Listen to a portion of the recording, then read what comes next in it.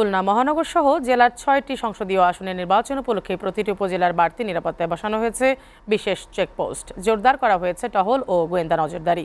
ঝুঁকিপূর্ণ ভোট কেন্দ্রের জন্য দেওয়া হয়েছে বাড়তি পুলিশ, সাদা পোশাকের গোয়েন্দা, মোবাইল ও স্ট্রাইকিং ফোর্স। প্রশাসনের মতে উপকূলীয় কয়রা ও পাইকগাছা নিয়ে গঠিত খুলনার ৬ আসন বর্তমানে সবচেয়ে ঝুঁকিপূর্ণ। খুলনা থেকে রকিবুল ইসলাম মতির প্রতিবেদন। জেলা ও মহানগর পুলিশের প্রতিবেদন অনুযায়ী খুলনা ৬ আসনে প্রায় ৮৩% ভোটকেন্দ্রই কম বেশি ঝুঁকিপূর্ণ।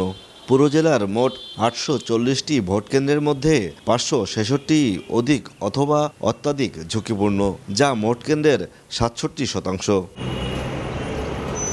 সবচেয়ে উদ্বেগজনক খুলনা ৬ আসনের ১৫৫টি কেন্দ্রের মধ্যে ১২৯টি সর্বাধিক ঝুঁকিতে রয়েছে। বিপরীতে নগরীর ১ থেকে ১৫ নম্বর ওয়ার্ড ও আরংঘাটা যোগীপুলের একাংশ নিয়ে গঠিত খুলনা ৩ আসনের তুলনামূলকভাবে কম ঝুঁকিপূর্ণ। খুলনা ৫ আসনের দাঁড়িপাল্লার প্রার্থীও ভোটের দিন কেন্দ্রের নিরাপত্তা নিয়ে শঙ্কার কথা জানান। আমরা সাহস দিচ্ছি যে না, সরকার যে ব্যবস্থাগুলো নিয়েছে, তারা ভোট কেন্দ্রগুলোতে সিসি ক্যামেরা, দায়িত্বপ্রাপ্ত পুলিশ অফিসারের কাছে বডি ক্যামেরা, এরপরে আর্মি ডিপ্লয় করতে বলা হয়েছিল, তাও তারা করবেন। প্রিজাইডিং অফিসাররা যদি সৎ থাকেন তো কখনোই ভোটের রিগিং হওয়ার কোনো সম্ভাবনা আমরা দেখি না।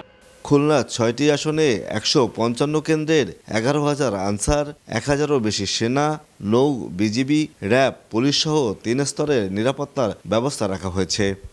আগে ওদের রাজনৈতিক প্রভুরা অনেক সময় অনেকভাবে বলছে, সেই অনুযায়ী কাজ করছে, যার কারণে আমরা নির্বাচনী আইন ভঙ্গের কারণে সেভাবে হয়তো জোরালো ভূমিকা আগে ছিল না। কিন্তু এবার যেহেতু ওরকম কোনো রাজনৈতিক কোনো তাদের উপরে চাপ নাই, আমাদের সাইড থেকে ক্লিয়ার নির্দেশনা দেওয়া আছে, সো এখন সেটা আর পারবে না। এদিকে নির্বাচনে নজিরবিহীন নিরাপত্তার পাশাপাশি ঝুঁকিপূর্ণ কেন্দ্রগুলোতে আইনশৃঙ্খলা বাহিনীর সদস্য সংখ্যা বাড়ানোর কথা জানালেন স্বরাষ্ট্র উপদেষ্টা।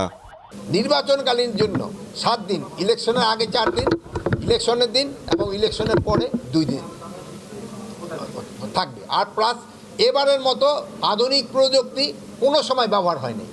আইন শৃঙ্খলা রক্ষায় সেনাবাহিনীকে দেওয়া ম্যাজিস্ট্রেসির ক্ষমতার গুরুত্বের কথা জানান খুলনার জেলা প্রশাসক ও রিটার্নিং কর্মকর্তা। সেনাবাহিনী আগের চেয়ে অনেক বেশি ক্ষমতা নিয়ে, অর্থাৎ তারা প্রত্যেকেই নির্বাহী ম্যাজিস্ট্রেটের ক্ষমতা আছে, তারা আইন শৃঙ্খলা বাহিনীর ক্ষমতা আছে, অর্থাৎ তারা সাথে সাথে অ্যারেস্ট করতে পারবেন এবং সেখানে বল প্রয়োগেরও তারা নির্দেশ দিতে পারবেন কোনো ম্যাজিস্ট্রেটের প্রয়োজন ছাড়া। এবারের নির্বাচনে খুলনার ৬টি আসনে মোট ভোটার সংখ্যা ২১,০০,০০০। রকিবুল ইসলাম মতি, এসএটিভি, খুলনা।